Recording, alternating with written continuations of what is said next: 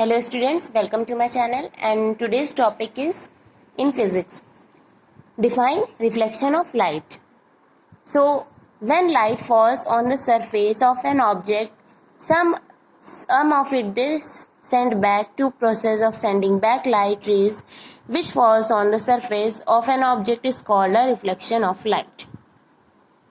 Which means कि reflection of light वो process होता है जिसमें कोई भी लाइट रेज जो होती हैं वो जब एक प्लेन सरफेस से टकराकर दूसरी डायरेक्शन में चली जाती है और उस प्रोसेस को कहा जाता है रिफ्लेक्शन ऑफ लाइट।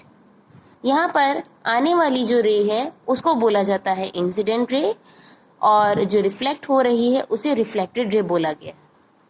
और इन दोनों के बीच में हम एक इमेजिनरी लाइन खींचते हैं जिसे बोला जाता है नॉर्मल।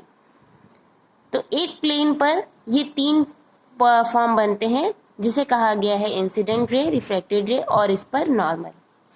यहाँ से अगर आप ध्यान देंगे तो यहाँ पे आपको दोनों सीक्वेंस इंसिडेंट रे और रिफ्लेक्टेड रे में दोनों सीक्वेंस में एंगल जो होंगे वो इक्वल दिखाई देंगे।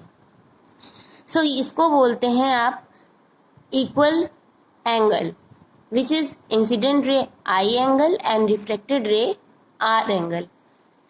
तो इस पे दो लॉ बनते हैं, रिफ्लेक्शन ऑफ लाइट पे दो लॉ बनते हैं जिसमें से पहला है the incident ray and the reflected ray and the normal to the surface at the point of incidence और lie in the same plane. यानी कहा गया है कि इंसिडेंट रे, रिफ्लेक्टेड रे और प्लेन पर जो हमने नॉर्मल खींचा है ये तीनों ही एक ही प्लेन में होंगे।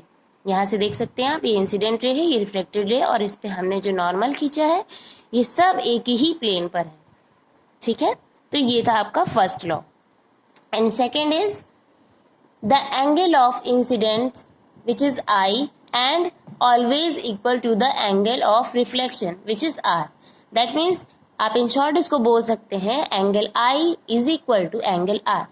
अगर आप डायग्राम से देखें तो आप यहाँ देखेंगे कि जो एंगल आई है वो एंगल आर के इक्वल है, इसीलिए सेकेंड लॉ कहा गया है angle I is equal to angle are.